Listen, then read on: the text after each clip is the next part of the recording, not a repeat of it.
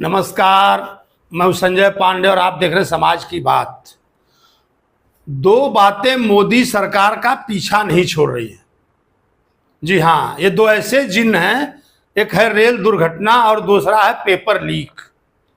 मैं पहले भी अपने वीडियो में पेपर लीक वाली बात कर चुका था कि कैसे नीट के परीक्षार्थी, जिन बच्चों ने मेडिकल का जो नीट एग्जाम होता है उसमें परीक्षा दिया था, और ये आग पूरे देश में फैलती जा रही है। कहीं ना कहीं उनको लगता है कि जो संस्था थी जिसने ये परीक्षा लिया था उससे कहीं ना कहीं कोई गलती हुई है। और आज सुप्रीम कोर्ट ने कहा कि अगर कहीं कोई गलती है तो जो एनटीए है उसको मानना चाहिए या उसको बताना चाहिए कि हमसे कहीं ना कहीं कोई खामी हुई है, और हुई है तो क्यों हुई है। और 8 जुलाई के दिन सुप्रीम कोर्ट ने उनको कहा पूरी तैयारी के साथ आप आए और आकर के यहाँ अपना पक्ष रखे। उसने सरकार को भी लताड़ लगाई और एनटीए को भी लताड़ लगाई। कहा ऐसा नहीं चलेगा, इसलिए क्योंकि पूरे देश के बच्चों का भविष्य जुड़ा हुआ है। दरअसल चाहे उससे बच्चे, एनटीए कह रहा था कि 1600 बच्चे प्रभावित हैं, 1600 हो, 16,000 हो, 16 ही बच्चे क्यों ना हो, लेकिन अगर जब कोई ऐसी बात आती है तो उस पर जो पब्लिक का एक उफान होता है, उनका एक गुस्सा होता है, वो और आगे आता है। क्योंकि पूरे बच्चों ने पूरे साल मेहनत की थी और मेहनत के बाद ये हाल हुआ। और कहीं ना कहीं ऐसा लग रहा है कि उसमें कहीं कुछ लोगों के ऐसे तार न जुड़े हो, कुछ लोगों की सेटिंग न हो। ये बात वाकई समझ में नहीं आ रही है। और जो रिजल्ट इसका घोषित हुआ था, जिस दिन देश के आम चुनावों के परिणाम आ रहे थे, उसी दिन इसका भी परिणाम आ गया। तो क्या सरकार इस मुद्दे पर घिरती नजर आ रही है? हमने पहले ही आपसे कहा कि अगर मान लीजिए ये जो रिजल्ट आए थे, ये जो परीक्षाओं के, हमने कहा पेपर लीक का जो जिन्न था वो मोदी सरकार का पीछा नहीं छोड़ रहा। कहीं ना कहीं यूपी में जो उनकी हार की वजह रही, उसमें एक बड़ी वजह पेपर लीक था। मैं जहां जहां घुमा हर जगह बच्चों ने एक ही शिकायत, paper leak, paper leak, paper leak. अगर वो भर्ती हुई होती तो शायद बात कुछ और होती। तो ये पेपर लीक वाला जो मैटर है, ये कहीं ना कहीं सरकार के गले की फांस बनते जा रहा है। तो क्या सरकार ने जैसे नीट एग्जाम की जो व्यवस्था की है, तो इसमें कुछ और बदलाव करने चाहिए उसको। जो ऑफलाइन परीक्षा थी तो क्या उसको ऑनलाइन करवाना चाहिए या ऑनलाइन करवाना चाहिए? इसमें 15 से 20 लाख जो बच्चे हैं वो शामिल हो रहे हैं, तो क्या कोई और तरीका है? या इसमें परीक्षा क्या दो चरणों में करवानी चाहिए, एक फर्स्ट और दूसरा सेकंड, जैसे कि यूपी में हुआ था, एक टेट था, दूसरा सुपर टेट। तो कुछ ऐसी व्यवस्था लानी चाहिए कि अगर बाय द वे कोई एक परीक्षा में कहीं अपनी सेटिंग भिड़ा भी लेता है तो दूसरी परीक्षा वो न कर पाए।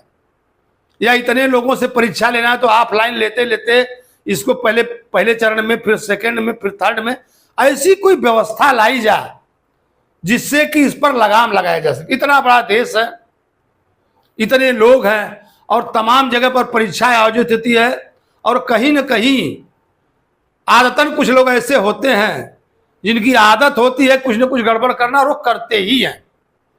तो ये तो ही पेपर लीक वाली, और अभी अभी जो नीट की परीक्षा थी उस पर 8 जुलाई को जो भी है सब आपके सामने आएगा। सुप्रीम कोर्ट ने कह दिया, और इससे सरकार की बड़ी फजीहत हुई है, और खासकर नई नई सरकार विरोधियों को एक अच्छा मौका दे गई।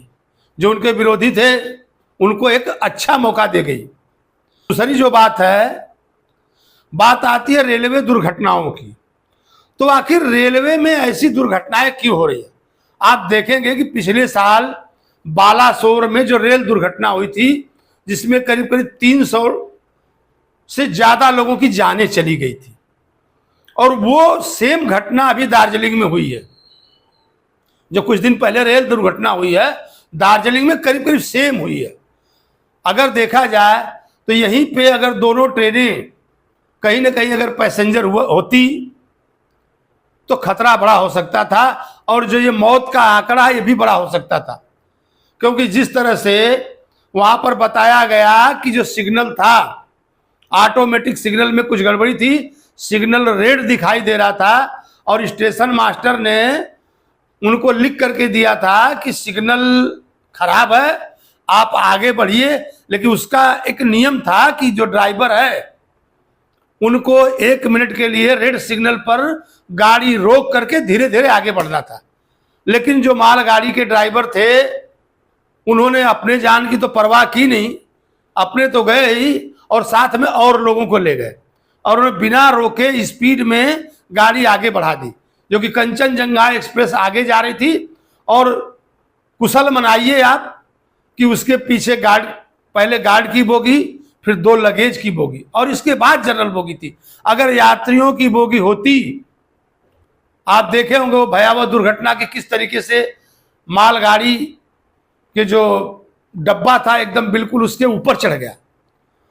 तो क्या सरकार कहीं ना कहीं, जो रेल मंत्री हैं, और रेल मंत्री को फिर से रिपीट किया गया है, काफी अनुभवी व्यक्ति हैं, पढ़े लिखे व्यक्ति हैं, आईएएस अधिकारी हुआ करते थे, पीएमओ में अधिकारी, उनका काफी रिकॉर्ड रहा है कि बड़े जानकार व्यक्ति हैं। तो क्या कहीं ना कहीं सरकार इसमें उलझती नजर आ रही है? ये जो रेल दुर्घटनाएं हैं आखिर इतनी क्यों हो रही है?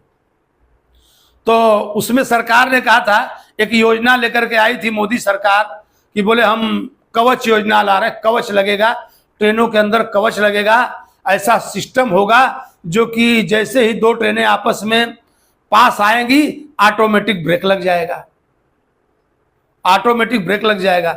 सिस्टम तो आया था और उसका खूब प्रचार प्रसार भी हुआ कि कवच कवच कवच लगेगा, कवच लगेगा। लेकिन कवच लगा कितने ट्रेनों में, कवच लगाया कैसे जाता है? तो आपको मैं बताता चलूं कि पूरे भारत में 1 लाख कुछ हजार किलोमीटर का रेलवे ट्रैक है और आपको मैं बताता चलूं कि 4-4.5 हजार किलोमीटर पर ही यह काम हो चुका है, कवच का जो जाल है वो बिछाया जा चुका है। तो कहाँ 1 लाख, कहाँ 4.5 हजार, और ट्रेनें 300 ट्रेनों के अंदर जो उनके इंजन है उसमें कवच लगाया गया है और ट्रेनों की संख्या कई हजारों में। तो इन बातों को, जो कवच सिस्टम है, कहीं ना कहीं इसको पूरा करने में भी बहुत टाइम लगेगा।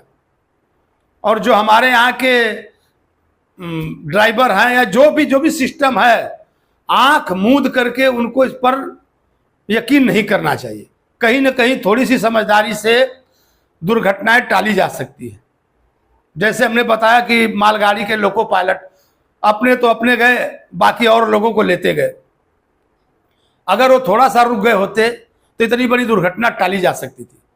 तो हमने आपसे कहा कि मोदी सरकार का पीछा ये 2 जिन्न नहीं छोड़ रहे हैं, एक पेपर लीक और दूसरे रेलवे में एक्सीडेंट। बाकी अन्य और मुद्दों पर मैं फिर से आपके साथ हूंगा। तब तक के लिए धन्यवाद।